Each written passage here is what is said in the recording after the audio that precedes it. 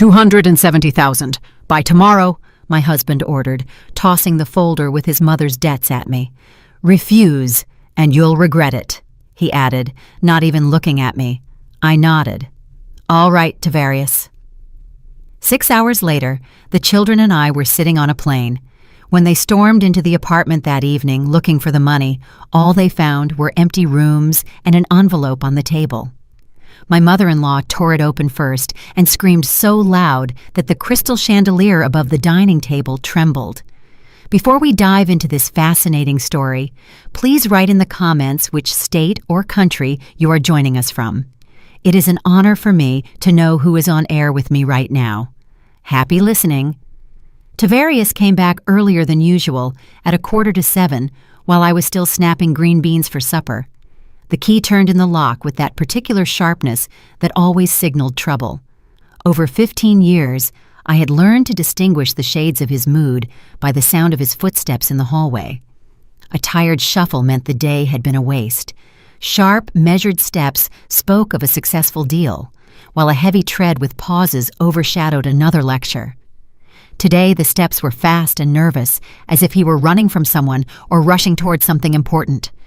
"Giselle, get in here!" he yelled from the entryway, not even taking off his shoes.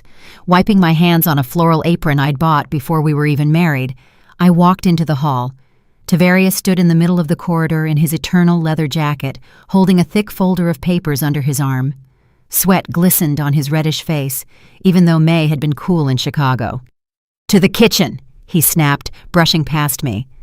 In the kitchen, he slammed the folder onto the table so hard it burst open, and promissory notes, contracts, and receipts with official seals fanned out across the surface. "Mama got herself in a bind," he exhaled, sinking heavily onto a stool. "Up to her neck, the old fool." I silently poured him water from the pitcher and watched as he downed it in one gulp, setting the glass down with such a clatter that the dishes in the drying rack rattled. "Her friend Bernice, it's some kind of investment cooperative, wealth builders or something. They promised 30% annual returns. Mama threw everything in there, her savings, her pension funds, and she even borrowed from Bishop." Bishop. That name was spoken in hushed tones in our neighborhood on the South Side. He was the kind of man you only borrowed from in a worst-case scenario, and you always paid back on time. "How much?" I asked quietly. $270,000. Tavarius rubbed his face with his palms. "With interest, it's already $270 and growing every day." Perched on the edge of a chair, I stared at the papers scattered across the table, trying to comprehend this impossible sum of $270,000, a number that was impossible to imagine in our kitchen, with its cracked tiles above the stove and dripping faucet. "Tomorrow morning, you're going to the bank." Tavarius raised his eyes to mine, and for the first time in a long while, I saw not just his usual irritation, but something resembling fear. "Withdraw everything in the accounts, every single cent." "Tavarius, but I don't have that kind of money." "You do," he interrupted harshly. "Your mother's house money. I made some calls. It's $68,000 minimum, plus her jewelry, the stuff you claimed you never found. Don't lie to me, Giselle. I know everything." My heart plummeted. For 3 years, I was sure I had been clever enough. All those years, that money had sat in a secret account as my only safety net, the only thing that belonged solely to me. "That's still not $270,000, I tried to object. "You'll get a loan for the rest, or borrow it, or sell a kidney. I don't care." He stood up, looming over me. "Tomorrow by evening, the money needs to be there. All $270. Otherwise..." "Otherwise what?" The words slipped out unexpectedly, even to myself. Tavarius froze. In 15 years, I had never contradicted him in such a tone. His face slowly flushed a dark, angry red. "Otherwise," he hissed through his teeth, "you will regret you were ever born. I won't let you live. And don't you think about going anywhere. I'll find you anywhere. You have kids. Don't forget." With those words, he walked out of the kitchen, and a minute later, the bedroom door slammed shut. Left alone in the silence, I looked at the papers scattered on the table, promissory notes with sums ending in multiple zeros, a loan agreement signed in my mother-in-law's sweeping handwriting, a photocopy of her ID. Ophelia May Van, born in 1958. The woman who had called me a freeloader and good-for-nothing for 15 years, checked receipts from the grocery store, and lectured me for every extra purchase, convincing Tavarius that I should be grateful just to live in their apartment. And now, this woman owed $270,000 to some gangsters, and I was supposed to pay for it with my money. Money I had hidden for 3 years as my last hope for a different life. The night passed without sleep. I lay on my side of the bed, listening to Tavarius snore and giving in to memories. I remembered myself at 24, a quality assurance engineer with honors, dreaming of a career in a research institute. I remembered how Tavarius courted me, bringing sweet potato pies from the bakery and taking me to the movies to see romantic dramas, promising he'd go to the ends of the earth with me. The ends of the earth turned out to be his mother's 3-bedroom apartment in a crowded neighborhood. By morning, the decision had ripened on its own.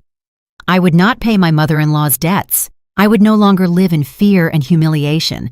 I wouldn't let them squeeze the last drop out of me and throw me away like a used lemon. Tavarius left for work at 7:30, tossing over his shoulder, "I expect you this evening with the money. Don't you dare cross me." I walked him to the door and nodded obediently, just as I had nodded all these 15 years. As soon as the door clicked shut behind him, I pulled an old prepaid burner phone from my hiding spot and dialed Danessa's number. "Hello, Nessie, it's me. Listen carefully and don't interrupt." Danessa listened silently, and only at the end asked, "Are you sure? This is forever, Zell. There's no turning back." "I don't have a way back." I looked out the window at the gray courtyard with its slanted sandbox. "Yesterday he threatened that I'd regret being born. Nessie, I've regretted it for 15 years. "Fly down here," my friend said decisively. "Take the kids and fly down today. I have a friend who's a realtor. She'll help with housing. We'll figure something out for work. Just get out of there." Hanging up, I looked around, realizing I didn't have much time before Tavarius returned. I had about 10 hours to do everything. First, I went onto the airline website on my son Darius's tablet and found a flight from Chicago O'Hare to Savannah, Georgia, departing at 6:40 p.m. I paid for 3 one-way tickets with the secret debit card I kept in an old shoebox on the top shelf of the closet. "Ma, what are you doing?" Darius stuck his head out of his room, hair messy from sleep. "Get dressed, son. We're flying to Auntie Danessa's near the ocean. Today." He looked surprised. "What about Pop?" "Pop? Pop will come later," I lied, looking away. "Go wake up Imani and pack your things, just for a week or so." While the children were packing, I rushed around the apartment, stuffing the absolute essentials into 2 old suitcases, documents I managed to find, some clothes for the first few days, medicine, photos of my mom, and an old jewelry box. Not the expensive stuff I had already sold, but simple trinkets Tavarius had given me in the early years of our marriage, back when he still remembered birthdays. "Mama, why do we need so many things for a week?" Imani stood in the doorway, clutching her favorite plush bunny. "Just in case, baby girl, in case we get delayed." At 1 o'clock in the afternoon, I left the house and went downtown to a mobile store where I bought the simplest phone with buttons, no GPS, no tracking. Then I stopped by the bank, withdrew some cash, and left the rest on the card. The teller looked surprised at the amount, but didn't say anything. I returned home by 3 o'clock and found the children already packed. They were sitting in the living room in front of the TV. "Well, ready for an adventure?" I asked, trying to sound cheerful. "Ma?" Darius looked at me intently with his serious dark brown eyes, so similar to mine. "We're not going for a week, are we?" Sitting down next to him on the sofa, I hugged my son around the shoulders. "Darius, you're big now, almost 16. You see how we live. You see how your father is, how he treats me, and you." "I see," my son answered quietly. "I've seen it for a long time." I can't take it anymore either. I don't want to. We're leaving, son. For good. To Auntie Danessa's in Georgia. We're starting a new life." "And Daddy?" asked Imani, hugging her bunny tight. Daddy will stay here with Grandma, and there won't be any more yelling."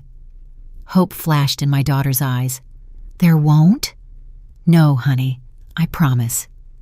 At 5 o'clock, we left the building with 2 suitcases, 3 backpacks, and my old umbrella. I called a rideshare using an app on a new number, and the driver helped load our things. "To the airport," I said, settling into the back seat between the children. Before leaving, I had left an envelope on the kitchen table. I had thought for a long time about what to write. I wrote 3 pages and tore them all up. In the end, I took a blank sheet from Imani's notebook and wrote 7 words, short and clear. No explanations, no excuses. For 15 years, I had made excuses for every step I took. Enough. On the plane, when takeoff was announced, I turned off both phones, the old one and the new one. Darius sat by the window, Imani in the middle, clutching my hand. "Scared?" I asked my daughter. "A little, but a good kind of scared." I understood what she meant because I was scared too, but it wasn't that sticky, humiliating fear I had lived in for the last few years. It was the fear of heights, of flight, of the unknown, the fear of freedom. The plane accelerated down the runway and lifted off the ground, leaving behind the gray spring of Chicago, the 3-bedroom apartment in the crowded neighborhood, 15 years of my life, and the envelope on the kitchen table. In the evening, Tavarius would return home and find an empty apartment. He would run through the rooms, check the closets, and call his mother. Ophelia May would rush over in 20 minutes. I knew her habits, and let herself in without knocking with her own key, starting to wail immediately. "I told you she was ungrateful. I warned you." She wouldn't notice the envelope on the table right away, but when she did, she would tear it open first, not waiting for her son. A habit of sticking her nose in other people's business, reading other people's letters, checking other people's pockets. She would unfold the sheet. She would read, "The debt is yours. Pay it yourself. Giselle." And then Ophelia May Van, former assistant principal and the most formidable woman in our district, would make a sound no one had ever heard from her. Something between a scream and a wheeze, making the windows shake and the crystal chandelier above the kitchen table. Her wedding gift to her son, which she never tired of mentioning at every opportunity, would tinkle softly. Danessa met us at the airport in Savannah. A short, full-figured woman in a bright sundress covered in poppies, disheveled from the humidity of the arrivals hall, but with that same open smile Giselle remembered from the instrument plant. Hugging her first, then the children whom she had only seen in photos from rare letters, she immediately led everyone to the exit, chatting nonstop about the weather, which was especially hot this year, about housing prices skyrocketing before the season, and about her husband grumbling about guests. "But that's nothing. He's about as useful as a screen door on a submarine anyway. My booker is a good man. He just likes to grumble for order's sake," she explained, loading suitcases into the trunk of a battered Ford Explorer, on the side of which sat a dent the size of a basketball. "He'll see y'all and melt like ice cream in the sun, especially when he tries your biscuits. Remember the ones you brought for Mother's Day back then?" The Gushins' apartment turned out to be small but cozy. 2 rooms in a low-rise complex without an elevator on the 3rd floor, with a balcony that offered a view of the neighboring house and a narrow strip of ocean shimmering between the roofs. Booker, Danessa's husband, met the guests warily, a large man in his 50s with a weathered face and hands scarred from construction work. He nodded silently and went into the kitchen, where he started rattling dishes. "Don't pay him no mind." Danessa waved her hand, kicking off her sandals in the hallway. "He ain't mean, just not used to folks. He's on the construction site all day cussing with the men, likes quiet at home. But as soon as he finds out you can crochet, he'll be asking for socks. He's always wearing through the heels." That first night, Giselle hardly slept, settled on a folding cot in Danessa's room, while Booker magnanimously moved to the sofa in the living room. Around 3 a.m., trying not to wake her friend, she threw on a cardigan and went out onto the balcony where the southern night enveloped her in unfamiliar sounds. Cicadas buzzed, the ocean roared somewhere in the distance, and down in the courtyard, drunk voices were arguing about who owed who for liquor. Taking out her phone and turning it over in her hands, she finally decided to turn it on, though she didn't want to. 23 missed calls from Tavarius, 8 from her mother-in-law, and 3 from Nina, her sister-in-law, who always looked at Giselle like she was the help. Voicemails hung like unspooled tapes, but Giselle, imagining what might be on them, decided not to listen and turned the phone off, shoving it back into her pocket. "Can't sleep?" Danessa stepped out onto the balcony with 2 mugs of tea and handed one to Giselle. First night is always like that. When I moved down here, I couldn't get used to it for a month. Kept feeling like the ocean was going to climb in the window. "Thank you for taking us in." Giselle wrapped her hands around the hot mug. "I know it's—" "Don't even start," Danessa interrupted. "I waited 15 years for that call. Every time you wrote about that mother-in-law and your husband, I thought, Lord, when is she going to run from there? But you kept enduring it, scared. The kids, the money, nowhere to go. The usual excuses. Not excuses, reasons. But you ran now, and that's the main thing." In the morning, contrary to expectations, Booker was in a benevolent mood, devouring a mountain of pancakes Giselle had fried up with visible pleasure, glancing at the guests not with suspicion, but with curiosity. "Listen, Nessie," he suddenly turned to his wife, slathering a 4th pancake with syrup. "Maybe they should stay for good. There's enough room if we squeeze a bit. And your friend cooks. Man, you'll lose your mind. These pancakes taste just like my grandmama's. Rest her soul." "Booker, they just got here," Danessa laughed. "Let folks catch their breath. Get settled." "I'm just saying," Booker shrugged, reaching for a 5th pancake. "The boy can stay in my room, and the girl with her mama. Why should they struggle in rented rooms?" After breakfast, Giselle took the children out onto the balcony, realizing they needed the talk she had been putting off the whole trip. Darius sat on an old stool, squinting from the bright southern sun, so different from Chicago's overcast skies, and Imani settled right on the floor, clutching her battered plush bunny. "Kids, we need to talk seriously," Giselle began, squatting down between them. "You understand that we didn't just leave for a week to rest." "I understand," Darius nodded, without surprise or fear in his voice. "Ma, to be honest, I thought you'd never do it. It was time to bounce a long time ago." Giselle looked at her son, amazed at when he had managed to grow up so much. Just yesterday, it seemed, he was a little boy hiding sketchbooks under his bed so his father wouldn't find them. And now he sat almost grown, with the first fuzz above his lip and an understanding gaze. "And Daddy?" asked Imani quietly, tugging on the bunny's ear. "And Grandma? They're going to look for us. They're going to yell." "Daddy already called. Grandma too. But we aren't going back. You remember how Daddy screamed? How Grandma was always unhappy?" "I remember." Imani lowered her head. "She always said I was messy, and that I stomped too loud, and that I wasted food. She won't say that anymore, I promise." A week later, when they had moved into a rented studio apartment a 30-minute walk from Danessa's, Imani said at dinner, "Ma, you know what? It's so quiet here. No one is yelling. No one is fighting. Can we stay here forever?" The apartment was tiny. One room with peeling wallpaper in the corner, a kitchen the size of a closet, and a bathroom where you had to choose between closing the door and standing at the sink. But it was hers. For the first time in her life, hers. Where no one would enter without knocking. No one would dig through bags or check receipts. "Well, shall we settle in?" Danessa dragged in an old fold-out sofa she'd begged off neighbors on the 5th floor.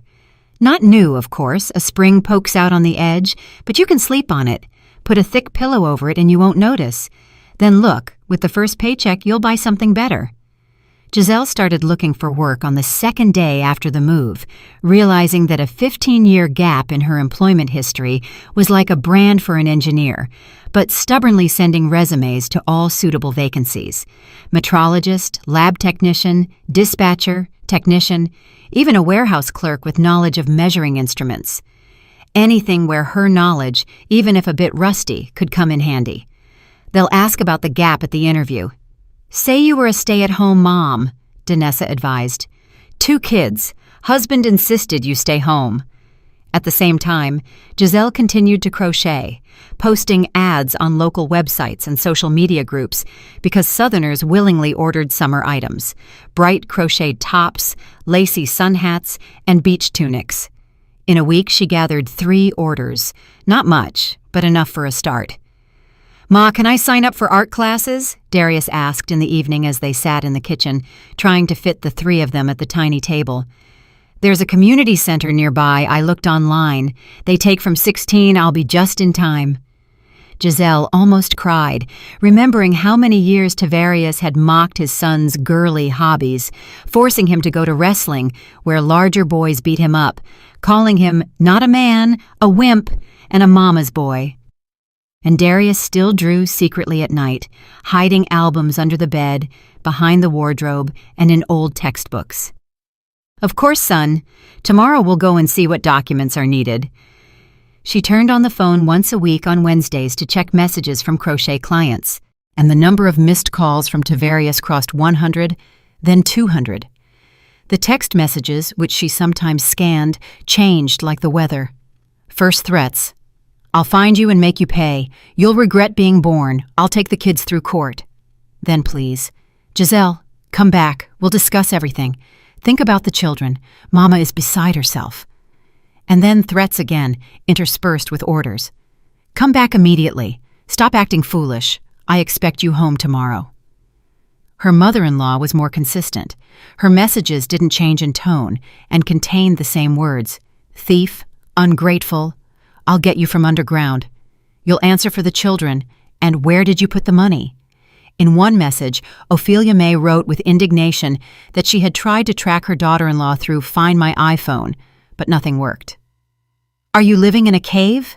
A voicemail from her mother-in-law played, which Giselle accidentally clicked. "Walking around with a burner like a homeless person. On purpose, you snake, so you won't be found." 2 weeks later, Giselle simply bought a new SIM card, and the old number faded into oblivion along with her past life. At the end of the first month in Georgia, a call came that Giselle wasn't expecting. Only Danessa and a few customers knew the new number, but an unknown code lit up on the screen. "Giselle Van?" The female voice sounded tired and apologetic. "I'm sorry to bother you. My name is Bernice. Bernice Reynolds. I'm Tavarius Van's first wife." The conversation stretched for 2 hours after switching to video call. Giselle saw a woman in her 40s with premature gray in her dark hair, sad eyes, and a bitter fold near her mouth. "I read about the pyramid scheme in the Chicago News," Bernice explained. "The Vans were mentioned, debts, and I thought, maybe it would be important for you to know that this isn't the first time." Bernice's story mirrored Giselle's history. A young girl, a design engineer, married Tavarius 20 years ago, and from day one encountered a system of total control where the mother-in-law checked receipts. The husband was only interested in reports on what was spent, and she was forbidden to work immediately after the wedding. "Ophelia May tormented me from the first day," Bernice said, mechanically tugging at the edge of her blouse. "I didn't cook right. Too salty or too bland. I didn't clean right. Missed dust or used too many chemicals. Didn't dress right. Either like a nun or like, well, you understand. Excuse the expression." "And Tavarius?" asked Giselle, though she knew the answer in advance.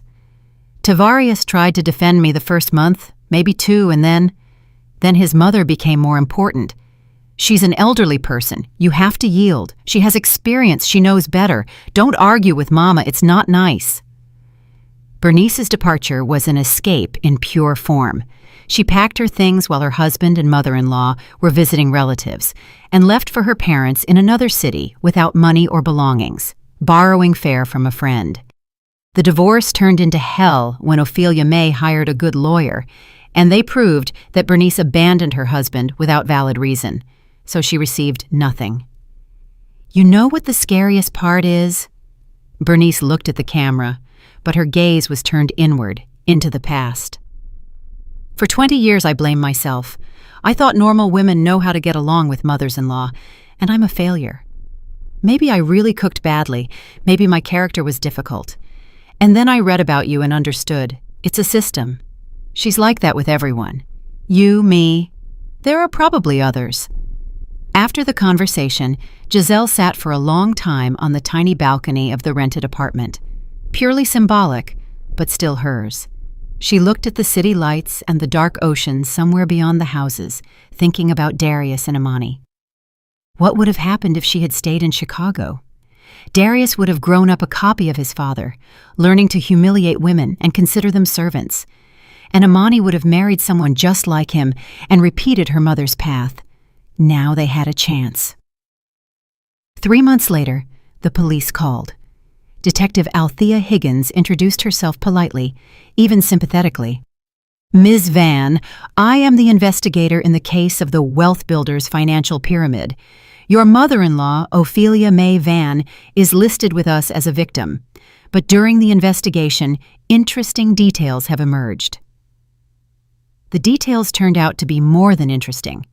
Tavarius's HVAC and appliance repair company had been unprofitable on paper for the last 5 years, but in reality, large sums of cash passed through it, money being laundered for the very same serious people the mother-in-law now owed. Moreover, continued Higgins, Ophelia May wasn't just a victim. She actively recruited new investors, receiving a percentage. Essentially, she was part of the scheme until she got caught herself. Giselle had to give testimony about family life, finances, and how decisions were made, and she told everything about the total control, the housekeeping money strictly by list, the ban on working, and the confiscated documents.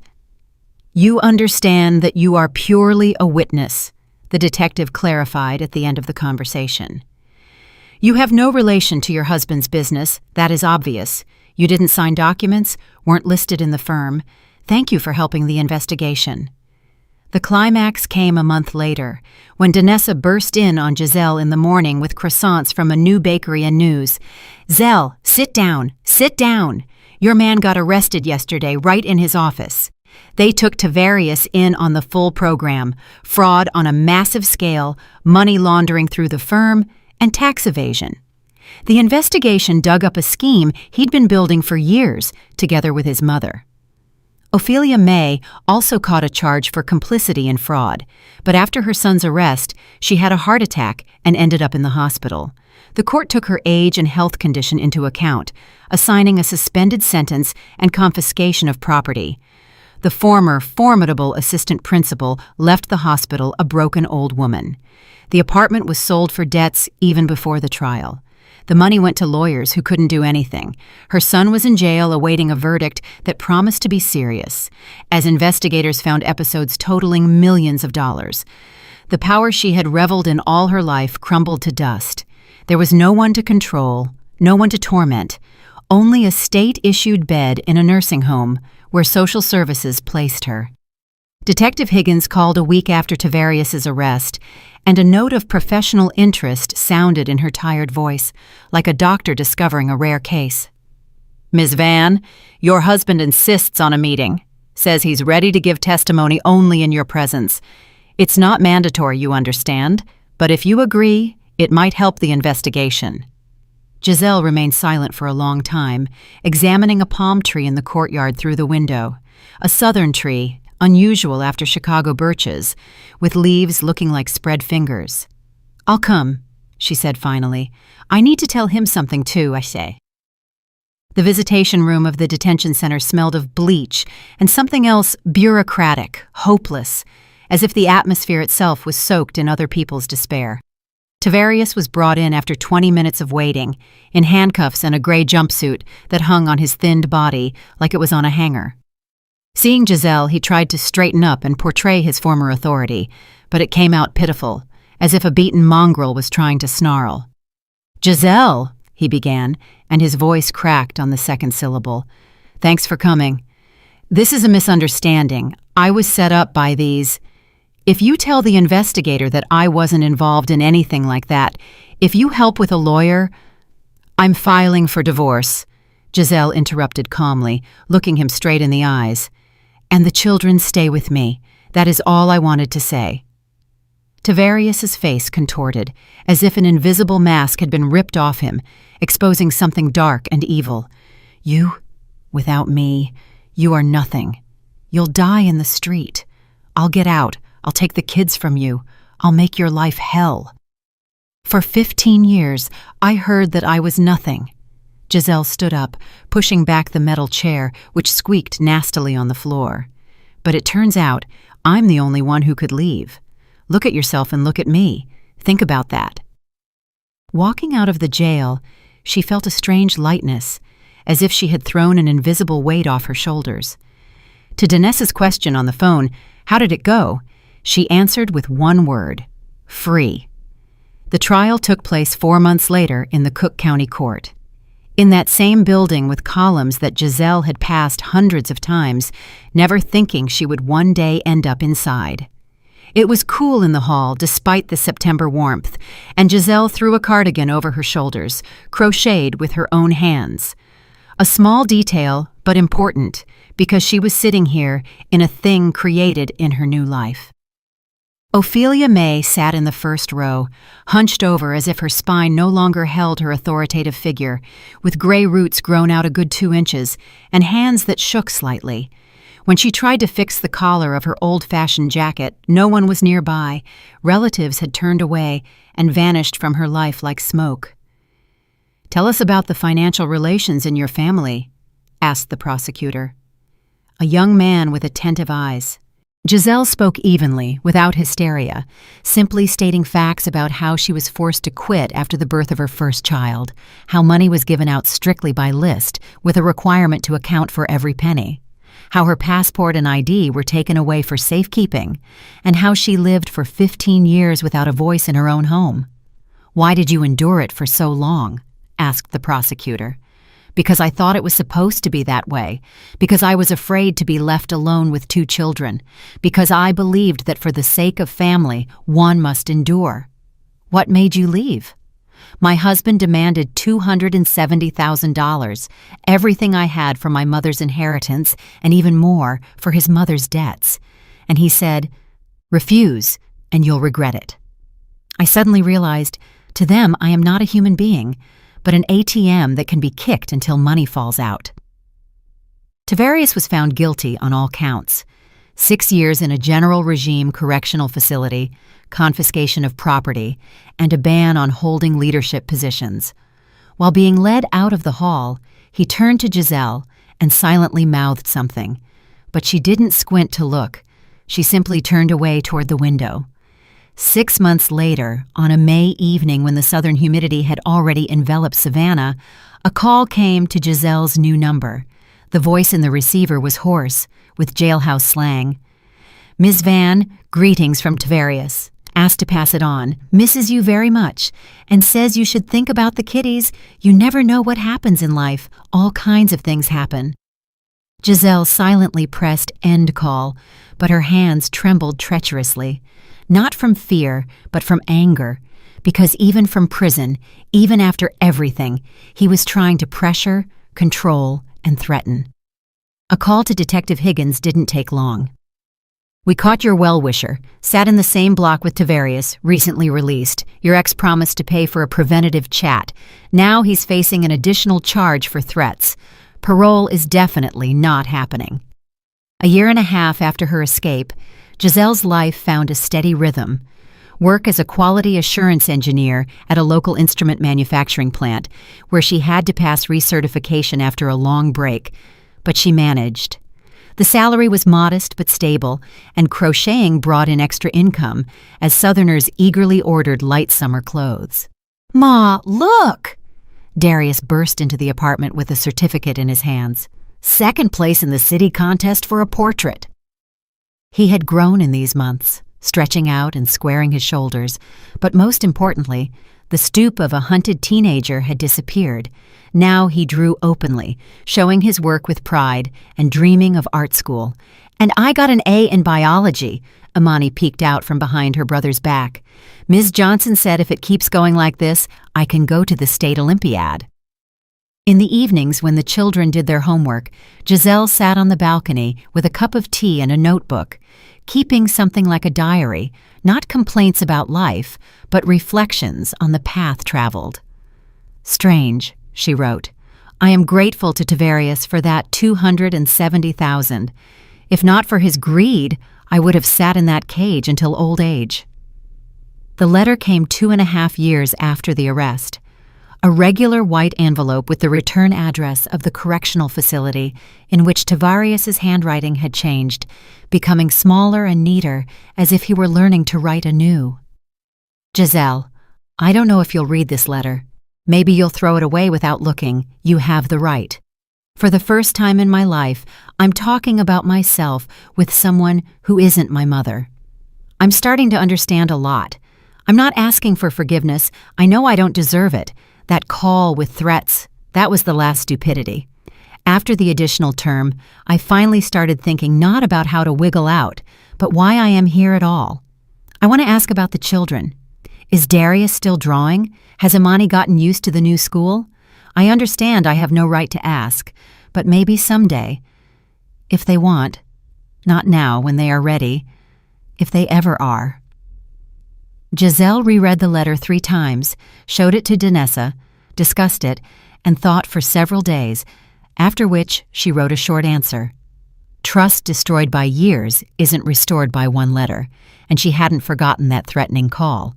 But if he was truly working on himself, that was his business. As for the children, that would be their choice when they grew up. 3 years passed. On a summer evening, when the heat subsided and a cool breeze pulled from the ocean, Giselle sat on the balcony of her own studio apartment, which she had managed to buy with the money remaining from her mother's house. 68,000, her entire inheritance. Darius called from Atlanta, where he was studying at an art college. "Ma, I'm going to have a small solo exhibition at the college. I will definitely come, son." Imani was poring over textbooks, preparing for her exams, and dreaming of entering a marine university to become a biologist and study dolphins. She got hooked after a field trip to the aquarium, and now her whole room was covered in posters of marine animals. "Ma, is it true that dolphins are smarter than people?" she asked, not looking up from the textbook. "Sometimes it seems like they are," Giselle smiled. Danessa arrived with a bottle of wine and fresh news. "Remember Marina who called last fall? Left her husband, rented an apartment, got a job. Says your story helped her decide." Over 3 years, more than 20 women had reached out to Giselle. She wasn't a psychologist or a consultant, just a woman who one day found the strength to leave. So she shared her experience, told her story, and sometimes just listened. The grapevine, as Danessa called it, but it worked. "You know," Giselle poured wine into glasses, "I sometimes think, what would have happened if Tavarius hadn't demanded that money? If he had continued like before, to control, but not threaten openly?" "You'd still be sitting there," Danessa answered honestly. "Probably. Scary to think about." They were silent, looking at the ocean between the houses. Calm today, gray-blue in the twilight, with rare white caps of waves. 3 years of freedom," said Danessa. 3 years of life," corrected Giselle. "Real life." A new entry appeared in the notebook. "Freedom turned out to be simpler than I thought. You don't need millions. You don't need connections. You don't need someone's permission. You just need to stand up and leave. The hardest part is taking the first step. After that, your legs carry you themselves. Tomorrow would be a regular day with work, the grocery store, laundry, and a call to Darius. Maybe one of the women who are currently right where she was 4 years ago would call. Giselle would listen, tell how it was for her, and say, "The main thing is, you are stronger than you think. You just don't know it yet." Imani came out onto the balcony and sat nearby. "Ma, I'm glad we left. You know, I sometimes remember that apartment, Grandma, Daddy's threats, like a bad dream." "It was a bad dream, baby girl, from which we woke up." The ocean roared steadily and eternally, belonging to no one and free by its nature. Giselle thought, "I lived 15 years in a cage and only 3 in freedom, but these 3 are worth all the previous ones."